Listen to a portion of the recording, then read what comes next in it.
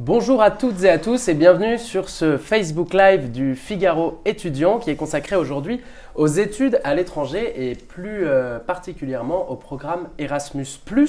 Alors ce programme Erasmus, donc, qui a été rebaptisé Erasmus+ l'année dernière, a fêté ses 30 ans en fanfare en 2017. Erasmus+, c'est 33 pays membres, plus des pays partenaires, 5 millions d'échanges à travers le monde dans son histoire, à travers l'Europe, des auberges espagnoles en Allemagne ou l'inverse, et des colocations qui peuvent tourner aux histoires d'amour, puisque un quart des Erasmus disent avoir rencontré leur conjoint en Erasmus. Mais alors Erasmus, c'est surtout la possibilité d'aller visiter des pays étrangers et de valider ses crédits ECTS dans ces pays, en Europe ou ailleurs, on y reviendra, et puis d'apprendre une langue, de découvrir une culture. Alors pour tout ça, il est temps de postuler, c'est même maintenant qu'il faut le faire dans vos universités. Et puis pour en parler de ces échanges à l'étranger, on a aujourd'hui sur le plateau Lucas Chevalier, qui est porte-parole d'Erasmus+ France. Bonjour Lucas. Bonjour. Et Mathieu Proust, qui est étudiant en médecine, qui sort tout juste d'ailleurs, je crois, d'un partiel et qui a effectué sa 3e année en échange à Heidelberg en Allemagne. C'est ça. En médecine, c'est ça, Exactement. Mathieu. Alors la première question, c'est ce nouveau nom, Erasmus+. Lucas, il nous vient d'où ? Alors, il nous vient de l'ancien programme Erasmus qui était tellement populaire que à la Commission européenne et au niveau des États, ils se sont dit on va garder cette marque Erasmus et on va faire rentrer dans Erasmus d'autres programmes qui font partir aussi les scolaires, qui font partir aussi la formation professionnelle, donc les apprentis, les demandeurs d'emploi, et qui font partir aussi ce qu'on appelle l'éducation des adultes, l'éducation populaire, qui ne délivre pas donc de diplôme. Donc voilà, on a mis tout ça dans un super programme Erasmus+, qui a plus d'argent, donc il y a eu plus 40% de budget sur donc, la nouvelle programmation 2014-2020. Et donc pour la France, beaucoup plus d'opportunités donc pour partir, plus de stages en entreprise et plus d'études aussi. Et puis plus de pays, puisque avec ce super programme, on peut partir dans 202 pays dans le monde, vous l'avez rappelé tout à l'heure. Oui, alors on y reviendra tout à l'heure. Effectivement, Erasmus et aujourd'hui Erasmus+, c'est pas seulement des séjours à l'étranger en Europe, c'est aussi des séjours dans des universités partenaires qui sont un peu partout dans le monde. On y reviendra peut-être un peu tout à l'heure. Mais alors on parlait de la France qui va avoir donc ce super programme, ce programme plus, qui va avoir un budget plus important qui va être alloué par Erasmus. La France, je crois que c'est le 2e pays qui accueille le plus de jeunes Erasmus derrière l'Espagne. Il y a combien chaque année de jeunes étudiants français, eux, qui décident de partir en Europe dans un programme Erasmus ? Sur l'enseignement supérieur, on est à peu près à plus de 40 000 mobilités et Cocorico, c'est la France qui est le pays donc, le plus dynamique en termes de mobilité sortante, ce qu'on appelle, devant l'Allemagne. Ça fait depuis 2 ans qu'on est passé devant. Et donc voilà, il faut bien imaginer que les Français ont bien compris que c'était important de pouvoir construire son cursus et finalement sa future vie, peut-être professionnelle, grâce à l'international. D'accord. Alors n'hésitez pas surtout à poser vos questions. On est sur Facebook, là vous pouvez aller dans le petit commentaire en dessous et vous poser votre question. On est là pour y répondre. Je rappelle qu'on est avec Lucas Chevalier qui est porte-parole d'Erasmus+, et Mathieu Proust, vous qui venez de faire un Erasmus. Vous êtes revenu l'année dernière d'un Erasmus en médecine, ce qui est un peu particulier, en Allemagne. Justement, on parlait donc du nombre de Français qui partaient. Est-ce que tout le monde peut partir ou est-ce qu'il y a beaucoup plus de demandes que de gens qui partent ? Comment ça se passe ? Oui, c'est vrai que même s'il y a plus d'argent qui a été donné par donc les pays et ensuite par la Commission européenne, donc qui construit ce programme, eh bien il nous manque en gros le double. En fait, on n'honore que 50% des demandes. Donc c'est vrai qu'il y a des projets en ce moment d'un futur programme, on en reparlera peut-être, qui prévoit en effet plus de bourses. J'en parlerai peut-être plus tout à l'heure, mais c'est vrai qu'il y a beaucoup plus de demandes que d'offres. D'accord. Alors, on a déjà Claudia qui nous pose une question. Il y a Claudia qui nous demande s'il est possible de participer à 2 périodes Erasmus dans 2 pays différents au cours de la même année. C'est-à-dire faire un semestre à Madrid et un semestre à Uppsala. Oui, c'est possible. D'accord. C'est-à-dire que le programme est construit comme ça. On autorise les étudiants à partir 12 mois par cycle licence, master et doctorat. Donc on peut cumuler 12 mois sur chaque morceau, entre guillemets, licence, master ou doctorat, en découpant 2 fois 6 mois, que ce soit de la mobilité d'études ou de la mobilité de stage en entreprise. D'accord. Donc on peut très bien aller faire 6 mois d'études en licence et ensuite un stage pendant son doctorat ou Absolument. faire un stage. Je crois qu'il y a assez peu de doctorants. Mais enfin, on peut en tout cas faire un stage. Oui, Mathieu, je crois que tu avais quelque chose Si à je peux me rajouter. permettre, il y a une différence entre ce qui est officiel et administrativement possible et ce que les commissions pédagogiques des universités acceptent. Et je pense qu'il faut répondre à Claudia que ça dépend vraiment de la filière dans laquelle elle est et de ce que voudront bien ses professeurs. Parce qu'il y a certaines filières où on ne peut pas partir 2 fois dans le même cycle ou 2 fois dans la même année en fonction des programmes. Et ça, c'est quelque chose Ouais, alors auquel on justement, va peut-être revenir dessus. parce que Ouais. donc, Mathieu, vous étiez en médecine. Et alors en médecine, je crois, hein, on a regardé tout à l'heure, je crois que c'est à peu près 1% des mobilités. Donc c'est très. Et principalement pour des séjours humanitaires. Donc c'est assez marginal finalement. Et donc c'est dans ce cas-là que vous disiez que c'était compliqué peut-être de faire 2 échanges sur 2 années, quoi. Oui, tout à fait, parce qu'il y a un problème au niveau des équivalences à la base. Dans certaines disciplines, on peut tout à fait trouver des matières qui ne sont pas tout à fait pareilles que celles qu'on a en France. Mais la médecine est quand même une discipline où on doit avoir appris un certain nombre en cardiologie, un certain nombre en neurologie, etc. Donc si on n'a pas appris ces connaissances dans le pays et qu'ensuite on ne peut pas les réapprendre pendant notre cursus, on est vraiment désavantagé. Donc tout n'est pas possible.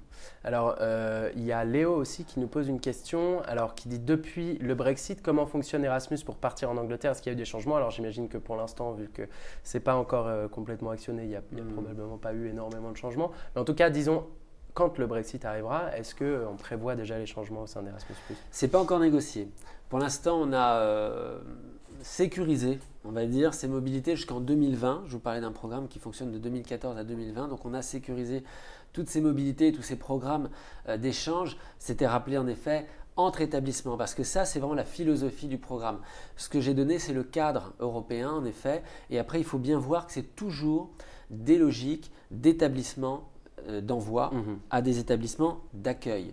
Et donc, il faut que ces établissements aient une ambition et elles construisent ensemble des programmes, des modules ensemble. Alors ça peut aller d'une expérience courte sur un module, mais ça peut aller aussi jusque des doubles masters qui sont conçus de manière très intriquée entre 2 établissements qui construisent les 4 années sur donc un cursus très, très complet. Ouais. Mais on était en train de parler des possibilités effectivement de partir en Erasmus quand on est en établissement privé, donc c'est pas uniquement pour les universités en France, les universités publiques. Et on voyait ça ensemble, Lucas, mais on va revenir là-dessus. Est-ce que donc c'est possible? C'est tout à fait possible en effet, Yanis. L'idée étant qu'on finance tout type d'établissement du supérieur. Donc 50% d'universités, on ne va pas se mentir, mais aussi une grosse proportion d'écoles de commerce, d'écoles d'ingénieurs, et puis des lycées aussi professionnels qui emmènent vers des BTS, des DUT. Donc c'est autant de possibilités pour plein de profils différents. D'accord. On parlait aussi, on évoquait tout à l'heure le sujet des bourses, les bourses qui sont donc données par Erasmus+, qui arrivent dans les universités, on en parlait tout à l'heure, et qui reviennent finalement aux étudiants. Est-ce que vous pouvez nous en dire un peu plus, Lucas? Et puis c'est Laurie aussi qui nous demandait en moyenne à peu près combien représente l'aide financière que peut apporter Erasmus, l'agence Erasmus. Ouais, c'est une bonne question. Alors, l'idée, c'est là encore que ce sont les établissements qui pilotent tout ça. Donc, les établissements vont nous demander, à nous, Agence nationale, des bourses. Nous, on va regarder si les projets sont pertinents d'un point de vue pédagogique, si pour les étudiants, les choses semblent assez sécurisées, on va dire. Et puis, on va accorder aux établissements un certain nombre de bourses pour leurs étudiants. Donc ensuite, ce sont les établissements qui vont gérer en effet les bourses avec leurs étudiants. Pour ce qui est des montants, on est soit sur des mobilités d'études, et là on est à peu près entre 170 € et 370 € par mois, soit sur des mobilités… En fonction du revenu des parents? Alors c'est en fonction du coût de la vie dans les pays. D'accord. Il y a 3 catégories de pays selon le niveau du coût de la vie. Ouais. Et en fait, donc, la Commission européenne estime qu'on a besoin de plus d'argent selon qu'on va en Norvège plutôt que dans un autre pays. Donc, en effet, on s'adapte. Ouais, et c'est plutôt vrai. Donc, voilà. Et on peut partir en mobilité de stage en entreprise. Et là, les bourses sont supérieures. Donc, de 100 à 150 euros de plus sur les barèmes que j'ai donnés. Donc, ce qui fait que ce sont des bourses qui sont de plus en plus demandées. Aujourd'hui, on a un étudiant sur 3 qui part en stage en entreprise et on voit bien que c'est un programme qui va vers la professionnalisation dans son inspiration. On a de plus en plus d'étudiants qui partent à l'étranger parce qu'on voit des pratiques différentes et c'est vrai que pour son parcours, son CV, on a plus de chances de s'insérer professionnellement. Ok, bon, bah alors Laurie, du coup, j'espère que maintenant c'est très clair. Juste une petite précision sur le budget qui est alloué pour ces bourses par l'agence Erasmus+.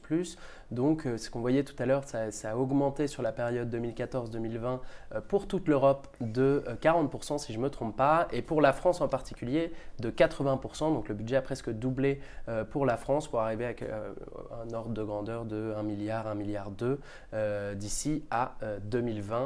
C'est ça, hein, Lucas? Oui, c'est à peu près ça. Voilà. Mais il nous en manque toujours la moitié, puisqu'on a 2 fois plus de demandes que d'offres. Bon, mais on va y arriver, Et alors maintenant, après ces considérations un peu et ces grands chiffres, on va essayer de rentrer un petit peu dans le détail, dans le concret. Qu'est-ce que ça fait de partir vraiment en Erasmus? Qu'est-ce que ça implique aussi l'année d'avant quand il faut s'y préparer? Mathieu, est-ce que vous vous souvenez un petit peu de la période, puisque là on est dedans, hein, début janvier, c'est à peu près maintenant qu'il faut postuler, qu'il faut aller toquer à la porte donc, des relations internationales. Qu'est-ce que vous avez fait, vous, il y a donc 2 ans, à cette période-là? Vous étiez pris très en avance, en médecine c'est un peu particulier en plus. Alors oui, parce que je pense qu'en janvier, il faut bien marquer que les universités décident du moment où ils veulent recevoir les dossiers, mais il y a toute une période préparatoire où on doit s'informer, parler avec les gens qui sont partis en Erasmus, parler aussi avec les relations internationales, etc. Et toute cette période, en fait, est capitale dans le choix de la destination. Et d'ailleurs, j'encourage tous les étudiants qui veulent partir en Erasmus, mais aussi ceux qui ne veulent pas y partir, d'aller voir ces réunions pour découvrir en fait ce programme, pour découvrir les différentes villes proposées, parce que qui sait, peut-être qu'un jour, des personnes qui ne veulent pas partir voudront à un autre moment faire un stage à l'étranger dans le cadre d'Erasmus ou d'un autre programme. Et donc voilà, cette période en fait pour moi a été capitale parce que je savais que je voulais partir, mais je ne savais pas où. Il y avait différentes villes qui m'attiraient. Et c'est grâce à ces réunions et à ces personnes que j'ai rencontrées que j'ai décidé de partir en Allemagne. Et donc j'ai fait mon dossier fin décembre, début janvier. En fait, ça consistait en une lettre de motivation, un CV et remplir ce que vous appelez le kit Erasmus. C'est en fait un dossier dans lequel il faut remplir tout ce qui est administratif, toutes les assurances, etc. Ça, c'est un dossier qui est compliqué, ça prend du temps ou c'est Alors, ça ne prend pas énormément de temps de le faire. Ce qui prend beaucoup de temps, c'est le tableau des équivalences. Alors, ça a différents noms en fonction des universités et ça ne dépend pas de l'agence Erasmus, mais c'est en fait l'ensemble des cours qu'on prévoit de faire dans l'université et qu'on s'engage à faire. Et ça, c'est très compliqué, étant donné que les universités n'ont pas les mêmes systèmes, n'ont pas les mêmes cours et n'ont pas les mêmes crédits. En fait, on est noté en termes de crédits ECTS. C'est d'autant plus compliqué, j'imagine, Mathieu, excusez-moi de vous couper, mais c'est d'autant plus compliqué en médecine où les matières sont particulièrement précises et où on est obligé d'avoir un tronc commun assez solide quand on revient en France, j'imagine. Alors, en médecine, c'est difficile de dire qu'on est noté sur des ECTS parce que c'est les professeurs qui vont venir valider notre année et ils veulent qu'on ait suivi un certain nombre de matières et qu'on les ait validées. Et on peut avoir beaucoup plus de CTS mais ne pas avoir validé les matières qui importent finalement. Ou alors l'inverse, avoir peut-être un peu moins de CTS mais avoir validé toutes les matières importantes. Donc la médecine est toujours un peu à part, on n'a pas ce système de licence, master, doctorat. Donc voilà, c'est des choses qui sont à travailler et c'est très long. C'est très long à faire parce qu'il faut aller sur le site de l'université qui en général est dans la langue, donc moi c'était en allemand, j'avais un niveau de langue vivante 2 allemand, j'étais pas très à l'aise. Et tout n'est pas traduit en anglais, donc il faut s'accrocher, il faut demander des renseignements aussi à l'université d'accueil, il faut demander à des gens qui sont partis là-bas, parfois des étudiants aussi de la fac d'accueil, et il faut construire son programme en se disant qu'en fait, on pourra modifier certaines choses, mais qu'il faut qu'il y ait une structure. Ouais. Donc c'est un moment où il y a quand même du travail et visiblement il y a du travail personnel. Et ça c'est valable pour tout, c'est valable pour tous les programmes, pour toutes les licences, etc. Ou c'est quand même particulier en médecine? Non, c'est vraiment l'idée d'un programme qui permet vraiment d'avoir des enseignements internationaux et on n'y va pas en effet pour faire la fête, ce qui n'empêche pas de faire la fête. Mais sympa on y va surtout en effet parce qu'on a un objectif d'études ou d'insertion professionnelle à terme. Et j'aime beaucoup ce qui a été dit à l'instant parce que même si le niveau de langue peut nous faire un peu complexer, c'est vrai qu'il y a toujours un peu cette appréhension, on va sortir de sa zone de confort, on va en effet se dire mais j'ai pas le niveau pour partir. En fait on constate qu'au final, et c'est peut-être le dire mieux que moi, ça se passe toujours très bien. Moi j'ai vu le cas chez des apprentis, donc qui n'avaient pas forcément le bagage dont on parle et qui sont partis en Italie sur un stage de 6 mois en préparation carnet. Et ben au bout d'un mois, un mois et demi, ils parlaient couramment l'italien. Ouais. Et donc c'est pas obligatoire, il faut pas se stresser. Non, il y a ça. Avec ça. Pour finir, il y a aussi de la préparation linguistique. Donc là, selon un peu la dynamique de l'établissement d'envoi, il y a avant le départ des cours ou à minima la plateforme OLS qui permet en effet de tester son niveau dès le départ pour le retester au retour et au milieu peut-être de faire des cours de langue. Donc ça c'est la Commission européenne qui permet un accès à tous les étudiants qui vont en mobilité d'avoir ces cours sur cette plateforme OLS. D'accord. OLS donc, c'est ça? Online Linguistic Support. Ok, superbe, magnifique niveau d'anglais en tout cas du côté de Lucas. Juste donc une chose, Mathieu, vous êtes parti à Heidelberg qui est une ville étudiante, vraiment une vraie ville étudiante dans l'ouest de l'Allemagne si je ne me trompe pas. J'y étais passé une fois, il y a des magnifiques tonneaux de vin gigantesques, les plus grands du monde je crois. Mais qui est une superbe ville et une ville étudiante formidable. Il y a pas mal de villes comme ça qu'on ne connaît pas forcément, qui sont en fait des villes étudiantes hyper sympa. On pense tout de suite évidemment à Barcelone pour l'auberge espagnole, on pense beaucoup en Espagne, d'ailleurs c'est le pays qui en accueille le plus. Mais quelles sont les autres villes un peu surprises comme ça qu'on pourrait donner aux gens qui nous regardent, des villes qu'on connaît moins en fait? Des villes, moi surtout vous parlez des destinations pays un peu qui sont maintenant assez prisées. On a une grosse mode des pays scandinaves parce que enseignement en anglais, mais coût de la vie très cher. Là, on voit qu'il y a aussi un regain d'intérêt pour les pays de l'Est de l'Europe, parce que très bon niveau d'enseignement sur certaines filières aussi, c'est toujours pareil, il faut faire du cas par cas. Mais globalement, c'est bon. Coût de la vie assez intéressant pour des Français. Et en effet, souvent de très bons partenariats entre les établissements pour la reconnaissance des ECTS, en tous les cas des modules, dans les différents enseignements. D'accord, donc la Pologne, la République tchèque, etc. sont des pays qui cartonnent maintenant. Voilà. Alors justement, si moi j'arrive en Pologne, je pose mes petites valises à Varsovie et je suis bien paumé, bien perdu comme il faut, est-ce qu'il y aura un service pour m'accueillir à l'université? Comment ça se passe exactement quand j'arrive à Varsovie et que je suis perdu? Vous pouvez en parler rien. Mieux que moi, mais oui, mais il y a l'établissement d'accueil d'abord qui a ce rôle-là, et puis il y a des associations comme ESN. C'est Bruno qui nous pose la question. Alors, ça dépend des villes. En tout cas, moi, quand je suis arrivé à Heidelberg, comme vous l'avez dit, c'est une ville très étudiante où il y a 30 000 habitants pour 150 000 habitants, et c'est vraiment des étudiants internationaux. Tout est mis en place pour l'étudiant. Donc, on avait des cours intensifs au début de l'année, tous les matins pendant 3 semaines. Et on avait aussi des associations qui sont ESN. Là, vous étiez entre vous, entre Erasmus, entre Erasmus, entre internationaux. Voilà. C'est une période de l'année en fait où on est entre internationaux. On n'a pas encore vraiment rencontré les gens de la ville, puisque les cours n'ont pas commencé. C'est une période presque de transition entre notre routine, notre zone de confort. on était en France Ouais. et où on arrive en Allemagne et où en fait on est livré à soi-même. Et donc il y a des associations qui sont remarquables comme ESN et AEGEE.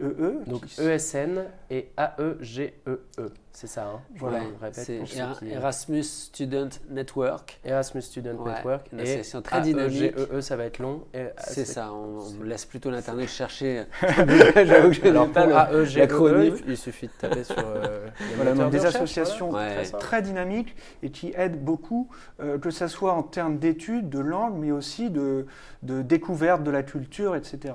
Et si je peux revenir sur la langue, sur ce que vous avez dit tout à l'heure, c'est vrai que c'est très facile en fait de progresser rapidement, mais il faut vraiment s'investir et se prendre en main. Et ça, c'est des choses qui se préparent avant le départ. Donc ça peut être dans les services de langue des universités, ça peut être par des tandems. Alors les tandems, c'est des binômes en fait entre deux étudiants. Un étudiant, par exemple, pour moi, allemand et moi. D'accord. Et Vous on étiez parle, en tandem. voilà, c'est là. ça. Et on parle en français de temps en temps et de temps en temps allemand. Et j'ai fait la même chose aussi en Allemagne et c'est quelque chose qui permet de progresser rapidement en langue. Mais il faut quand même se prendre en main parce que quand on arrive, on est vraiment perdu. Et j'ai des retours de certains étudiants qui se disent on ne va pas y arriver. Et moi, je leur dis, j'étais dans le même cas. Au début, pendant les 2 premiers mois, c'est très compliqué. D'autant plus qu'en Allemagne, les gens parlent très bien anglais. Donc ça simplifie. Eh ben non, justement, parce que en cours, on ne parle pas anglais, on parle allemand. Et le fait de parler anglais nous ralentit un peu. Donc, on est tenté de choisir la simplicité, de parler l'anglais. Comme j'étais LV1, langue vivante 1, j'étais plus à l'aise. Ouais. Mais c'était quelque chose qui, après, en fait, je me rendais compte qu'il valait mieux que je ne parle pas anglais. Et la première marque de progrès que j'ai remarqué, c'est quand les Allemands ont arrêté de me parler en anglais, ou même parfois en français, parce que certains parlaient très bien français. Ça fait toujours plaisir, ça. C'est ça. C'est toujours un bon moment de l'échange, ça. Ouais, oui, c'est évident que ça doit être un peu dur au début, mais tout le monde passe par là dans ce genre de cas. Et donc, a priori, il n'y a pas non plus de grande crainte à avoir. On en parlait tout à l'heure rapidement, je reviens là-dessus, Lucas Chevalier. L'image, alors, on a dû vous rabâcher avec ça, je crois que vous n'en pouvez plus, mais l'image de l'auberge espagnole, l'image que Klapisch a voulu donner en fait de l'échange, et puis d'Erasmus en particulier, puisqu'on se souvient d'Erasmus sur le pont, etc. Cette image-là de légèreté, de fête, cette image-là de l'Erasmus, elle est vraiment vraie ou alors il faut arrêter de fantasmer? Ce qui est vrai dans ce film, je pense que tous les gens qui font cette expérience profonde, personnelle, presque initiatique, de sortir en effet de chez soi, d'aller voir la différence et puis finalement de la comprendre et de l'apprécier, reviennent en effet forcément transformés. Et c'est ça que Klapisch, je pense, a voulu montrer. Il s'est appuyé sur un moment en effet de la construction européenne qui est passé par sa jeunesse avec un programme assez concret, extrêmement simple. Vieux comme les mobilités vieux comme Erasme. Erasme, c'est sûr, mais l'université de la Sorbonne faisait qu'il y avait beaucoup aussi de savants avec Rotterdam, en effet, des échanges avec l'Italie depuis le Moyen-Âge. Bref, une idée très simple sur la construction européenne. On l'a tout simplement accompagné avec des bourses. Et Klapisch s'est dit, il y a des histoires de vie aussi derrière. Et c'est vrai qu'on construit finalement la citoyenneté européenne à travers ce qui est au début peut-être un objectif pédagogique, on l'a dit, voire d'insertion professionnelle. Au final, on a une Europe qui se construit par les échanges de personnes, des fois aussi par des naissances. Et c'est vrai que des enfants qui sont de parents binationaux, eh bien évidemment pour eux, se faire la guerre, ce n'est plus possible. Et c'est pour ça que l'Europe existe aussi, puisqu'on l'oublie souvent, et surtout les jeunes générations.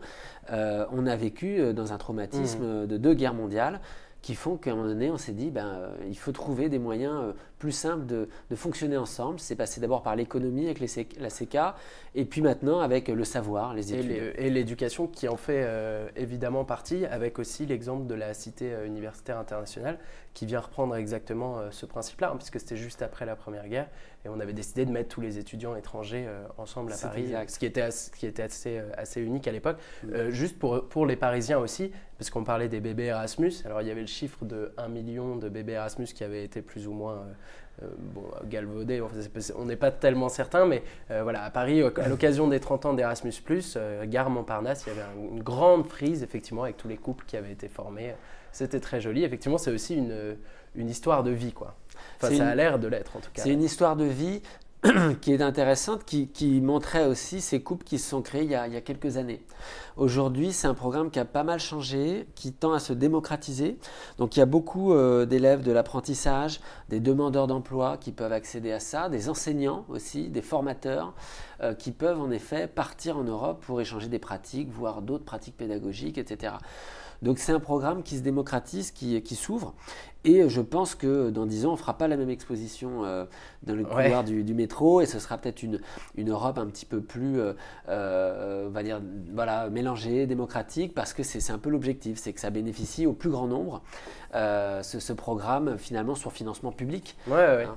Non, mais elle était sympa cette expo, j'ai l'impression que vous la validez moyennement. Mais non, elle était quand même très sympa. Mais c'est vrai, moi ce que j'ai bien aimé aussi, c'était le moment des Erasmus Days, et on le refait l'année prochaine, c'est les 12 et 13 octobre, où on encourage en effet tous les gens qui ont bénéficié d'une mobilité, soit les 5 millions dont vous parliez avant, soit les actuels ou les futurs, à témoigner sur les réseaux sociaux pour dire voilà ce qu'ils ont fait, comment ils peuvent retrouver leurs anciens camarades, etc. et montrer en effet cette citoyenneté européenne. On en reparlera les 12 et 13 octobre, mais c'est un moment où en effet toute l'Europe peut montrer en effet cet avantage de pouvoir circuler librement, apprendre librement, vivre au-delà de sa simple petite nation, et je crois que c'est un peu l'enjeu global. Alors juste, on est encore en direct sur ce Facebook Live du Figaro étudiant pour parler des études à l'étranger et des programmes Erasmus+, avec Lucas Chevalier qui est porte-parole d'Erasmus+ France et avec Mathieu Proust qui était l'année dernière en échange Erasmus à Heidelberg en Allemagne, en échange de 3e année de médecine. On va continuer à prendre vos questions, n'hésitez pas à en poser, il y en a eu beaucoup. Moi j'en avais juste une dernière peut-être avant pour vous, Lucas. On sait qu'on a un président qui est très pro-européen et au cours d'un discours devant la Sorbonne en septembre dernier, si je ne me trompe pas, il avait annoncé qu'en 2024, la moitié d'une classe d'âge avant ses 25 ans aurait passé au moins 6 mois dans un autre pays européen. Alors moi j'avais fait mes petits calculs qui n'étaient pas si compliqués à faire, mais ça voulait dire qu'il fallait à peu près multiplier par 5 aujourd'hui le nombre d'étudiants Erasmus d'ici à 2024, ça veut dire dans 6 ans. Est-ce que c'est vraiment envisageable ça ?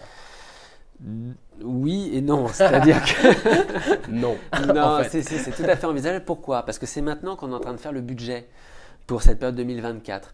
Là, je vous ai parlé du programme, c'est 2014-2020. Ouais. En ce moment, on est en train de travailler sur le budget 2021-2028 pour l'Europe. Donc, c'est énorme et c'est maintenant, en effet, qu'on peut mettre un peu de pression, je pense, sur les politiques. Et on a, en effet, un président de la République qui est très ouvert sur l'Europe, sur l'international. Il a compris que c'était évidemment l'échelle naturelle pour peser face aux autres continents. Donc, est-ce qu'on peut faire x4, x5 en budget? Je l'espère. Jean-Claude Juncker, le président de que vous l'espérez, la Commission européenne, était sur x9, encore plus ambitieux. Si on a déjà un x2, ce sera déjà très bien. Alors on avait Sanou qui voulait simplement nous faire un petit coucou, qui vient de Guinée et qui était parti avec 5 autres amis dans un stage pratique de 3 mois au CHU de Rennes dans le cadre d'Erasmus, qui nous dit simplement que c'était top. Et on a Quentin aussi qui nous demande s'il vaut mieux partir après un BTS ou une licence. Donc ça dépend vraiment de son objectif en fait en termes de poursuite d'études, à quel moment ça va être utile pour son parcours, quand on peut aussi le faire. C'est-à-dire qu'il y a des moments où on a aussi d'autres choses à faire dans la vie, il y a des moments où aussi on est dans des conditions favorables. Par rapport, j'en reviens aussi, parce que c'est un vrai conseil aussi à donner, je pense, sur l'aspect financier, parce que rien ne se fera sans ça. Il y a cette bourse européenne dont on parle beaucoup aujourd'hui, Erasmus+, mais il y a aussi des bourses nationales. Donc il faut voir aussi sur critères sociaux, avec le Crous, comment est-ce qu'on peut avoir plus. Il y a une bourse aussi nationale qui s'appelle la bourse AMI, Aide à la mobilité internationale. Donc ça, c'est le ministère de l'Enseignement supérieur. Et puis, il y a beaucoup de bourses au niveau des collectivités, des régions et des villes. Donc j'encourage en effet ceux qui veulent partir, pas que les étudiants, à voir comment est-ce qu'ils peuvent se faire un budget à l'année pour faire une mobilité à coût zéro. Donc voilà, donc à quel moment je peux partir, c'est aussi à quel moment je peux financièrement partir, bien préparer, comme ça a été très bien dit par Mathieu, 1 an à l'avance, son projet aussi sur le volet financier. Ouais, justement, il y a Ajar là qui nous demandait, qui voulait savoir comment est-ce qu'on peut postuler en fait à ce programme précisément, concrètement comment on fait, comment est-ce qu'on prépare son dossier sur le site, ou est-ce que c'est Erasmus+. Alors on y a quand même un petit peu répondu tout à l'heure, c'est vraiment université par université, il faut vraiment toquer à la porte des responsable des relations internationales dans son université. Si vous avez quelque chose l'un ou l'autre à rajouter sur vraiment concrètement la préparation du dossier, comment est-ce qu'on postule? Mais bon, je pense qu'on a déjà fait un peu le tour tout à l'heure. Oui, j'ai cité les pièces à joindre, mais il y a aussi un entretien souvent qui n'est pas un entretien d'embauche très strict. Il ne faut pas prendre ça comme une sélection en fait. Je pense qu'il faut comprendre que les professeurs veulent entendre notre projet quand ils font cet entretien. Ils veulent savoir si on est prêt, si on a pris conscience de ce que c'était de partir, mais c'est pas du tout. On dit postuler, mais c'est pas un entretien d'embauche. Voilà. Donc il faut se rassurer sur tous ces points et surtout comprendre que il y a énormément de manières de vivre un Erasmus, de préparer son Erasmus. Il n'y a pas une bonne solution et c'est en écoutant les conseils de ceux qui sont partis et en même temps un peu de dévier des conseils pour faire quelque chose de plus personnel qu'on peut faire un Erasmus qui nous reste toute notre vie. D'accord. Et justement, est-ce qu'il y a une limite d'âge? On parlait des conseils des uns, des autres, etc. Mais est-ce qu'il y a une limite d'âge aussi? On nous pose aussi cette question là sur Facebook. Erasmus+, c'est de 3 ans à 103 ans. D'accord, donc si vous avez 3 ans et que vous nous regardez, vous pouvez partir. Voilà, pour les scolaires. Il suffit de faire son dossier, d'avoir un entretien. Il faut savoir écrire, mais non, bah, ça va. L'idée c'est que les scolaires peuvent partir aussi. On a des projets de classe, en fait, de classe à classe, plusieurs classes européennes qui font travailler les tout petits en maternelle des fois, mais plus souvent en effet. Donc il y a vraiment des Erasmus maternels? Ah ouais. C'est tellement mignon. Bah ouais, c'est sympa. Donc ils ont des fois un petit doudou qui montre alors à d'autres petites maternelles en Pologne ou ailleurs qui ont dit voilà, nous on est là, on est en France, on est sympa, on s'appelle machin, voilà. Et donc on montre déjà qu'il y a d'autres petits Européens qui sont un peu comme nous, mais qui ont aussi des spécificités culturelles. Et ça sensibilise dès le plus jeune âge en effet à l'Europe. Voilà, il y a des projets collège jusqu'au bac, c'est ce que je voulais dire. Oui, mais c'est intéressant parce que justement, dans son discours aussi à la Sorbonne, le président Emmanuel Macron avait parlé effectivement d'accentuer aussi les échanges dès le lycée. On en parlait tout à l'heure, Lucas, je crois que ça existe déjà. Est-ce que vous pouvez nous en dire un peu plus? Parce que moi je n'avais pas aucune connaissance de ces échanges Erasmus au lycée. Oui, je crois que ce qui est intéressant, c'est avec ces programmes européens, on ne voit pas que ce côté français qui sépare avant le bac, après bac.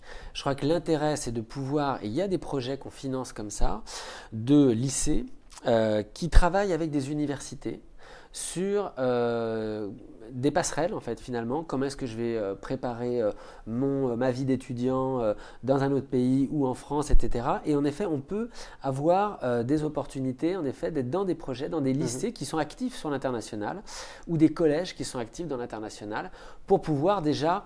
Ça peut être des objectifs plus précis sur l'apprentissage des langues, ça peut être sur des enseignants en mathématiques qui veulent voir comment est-ce qu'on enseigne, je ne sais pas, au Portugal ou en Suède et avoir des échanges de bonnes pratiques avec d'autres classes et on peut tout enseigner en fait en fonction de différentes approches pédagogiques. C'est là où on est à mon avis plus performant après puisque on développe la capacité à s'adapter et c'est derrière l'idée de l'innovation.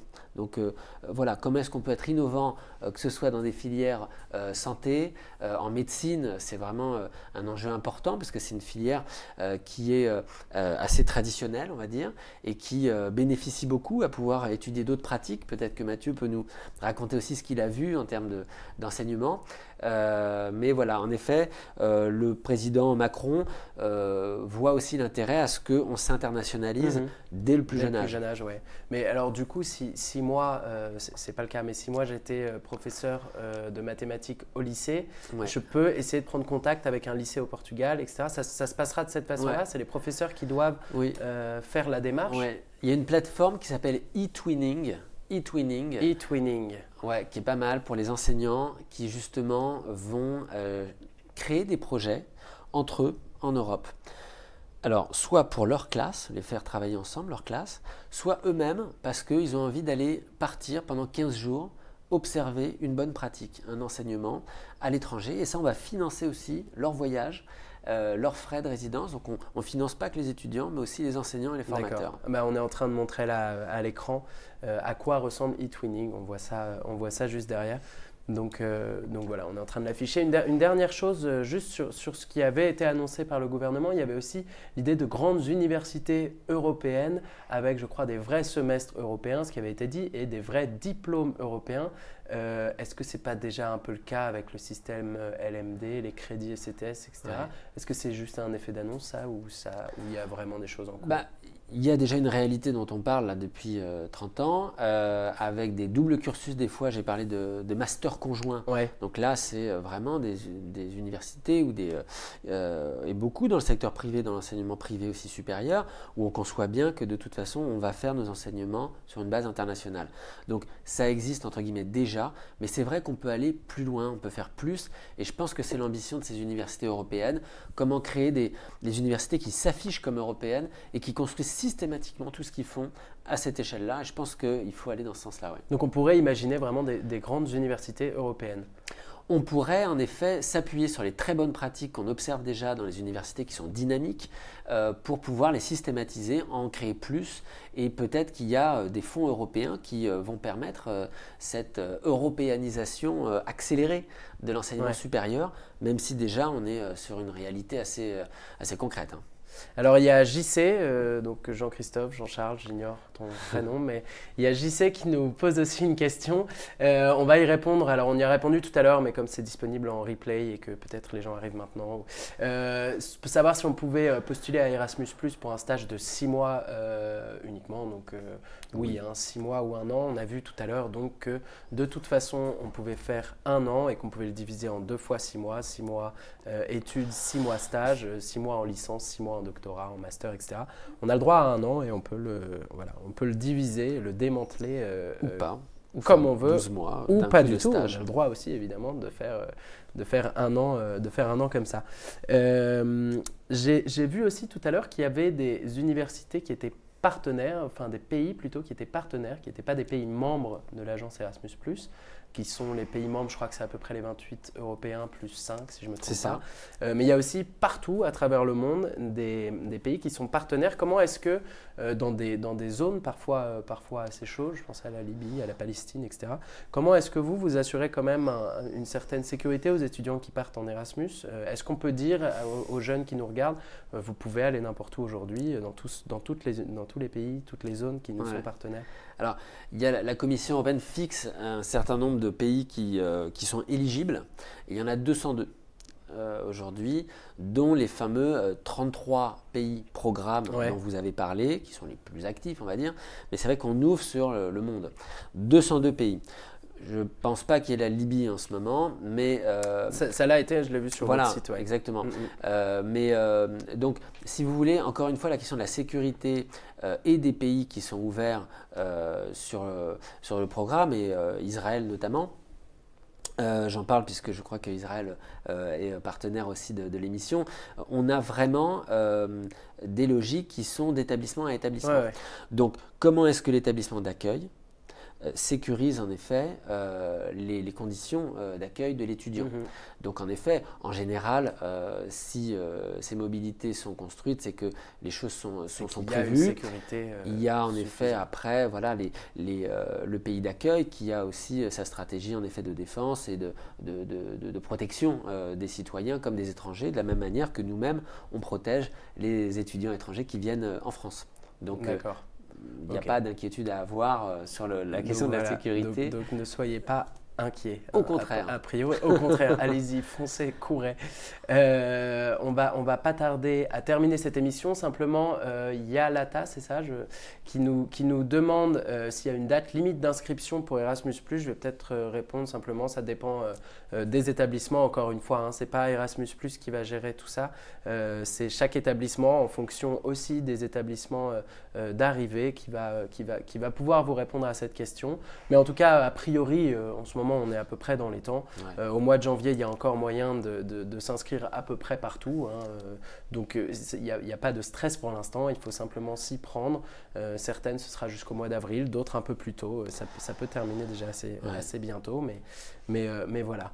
On va bientôt terminer cette émission. Mathieu, est-ce que juste vous avez un dernier petit conseil à donner à tous ceux qui nous regardent et qui seraient tentés de partir en Allemagne ou ailleurs, et principalement à ceux qui sont carabins, qui sont étudiants en médecine et qui nous regardent?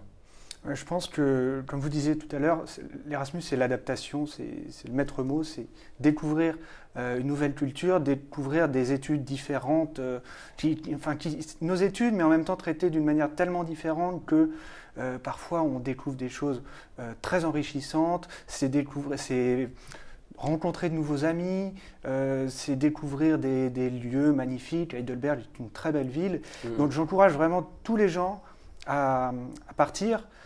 Même si ça peut faire peur, ça fait peur à tout le monde. Et bien sûr que moi, si j'avais réfléchi dans chaque recoin, j'aurais sans doute trouvé plein de raisons de ne pas partir. Mais il faut se lancer parce que c'est de très bons souvenirs. C'est difficile, il ne faut pas le cacher non plus. C'est pas que l'auberge espagnole, même si j'aime beaucoup ce film. J'ai encore en tête cette scène au début où il arrive avec son sac et où il est complètement perdu. Et c'est un peu ça le début pendant quelques mois. Clapiche résume en 2 minutes en fait ce qu'on vit pendant 2-3 mois. Donc voilà, c'est quelque chose d'un peu difficile mais très enrichissant. Et il y a énormément de manières de vivre son Erasmus. En médecine, on peut faire des stages volontaires dans les hôpitaux avec des médecins qui sont toujours passionnés, qui sont très bienveillants et qui aussi aiment bien encadrer des étudiants internationaux. Ça peut être des cours qui sont enseignés d'une manière très différente, beaucoup plus de pratique par exemple en médecine. Ça peut être des découvertes aussi de choses qu'on pensais peut-être pas découvrir, parce que moi je pense qu'il y a peut-être 5 ans, j'aurais jamais pensé que je partirais en Erasmus comme ça en Allemagne, et c'est une expérience, je pense, qu'il ne faut pas manquer. Et que vous recommandez chaudement, je recommande cela à tous ceux qui nous regardent. Et peut-être un dernier mot, Lucas Chevalier, porte-parole d'Erasmus Plus France, un dernier mot sur les mois, les années à venir pour le programme Erasmus Plus. Qu'est-ce qu'on peut attendre aujourd'hui comme changement, comme évolution pour Erasmus? Tout simplement, je retiens ce qui a été dit très important, l'idée de bien écouter ceux qui ont déjà eu l'expérience. Donc il faut en effet s'adresser à des anciens Erasmus, ça c'est important, c'est le conseil à donner, c'est ceux qui en parlent le mieux, c'est ceux qui sont partis. Donc ça c'est un premier point. Sur l'avenir du programme, eh bien écoutez, on ne peut que encourager en effet les élus à pouvoir pousser les députés européens, la Commission européenne, mais ça c'est un peu notre travail. En tous les cas, plus il y aura de demandes dans les universités, et plus il y aura une pression de mon point de vue, et c'est positif, et plus en effet l'Europe sera comptable de pouvoir donner ces opportunités à tout le monde. Voilà, pour avoir encore un peu plus que les 1,2 milliard qui arrivent, c'est déjà pas mal. Mais le conseil, c'est prenez bien un an, ne vous précipitez pas si vous n'avez pas pensé à votre mobilité aujourd'hui et que vous dites voilà, il reste 2 mois pour m'inscrire. Vous ne précipitez pas, pensez plutôt à partir le semestre d'après ou dans un an pour faire une belle mobilité bien préparée avec des conditions d'accueil, d'hébergement, de financement, de la pédagogie bien pensée pour mieux s'insérer professionnellement aussi parce qu'on le constate dans nos chiffres, on rentre plus vite en emploi quand on a une ligne internationale sur son CV. Donc voilà, il faut y réfléchir mais il faut absolument y penser. Bon, mais alors prenez bien votre temps, réfléchissez bien à cet échange. Hein. Non, mais c'est ce qu'on peut retirer de cette émission. Voilà, n'y allez pas comme ça. Réfléchissez avant de savoir où vous voulez partir et pourquoi vous voulez le faire. La question de la langue est importante aussi. Évidemment, un immense merci Mathieu d'être venu jusqu'ici. Je crois que vous étiez donc en partiel cet après-midi et que vous avez cours juste après, donc il va falloir se dépêcher. Merci beaucoup Lucas aussi d'être venu nous parler des programmes d'Erasmus+. Et je vous remercie toutes et tous de nous avoir suivis sur ce Facebook Live et puis je vous dis à très vite.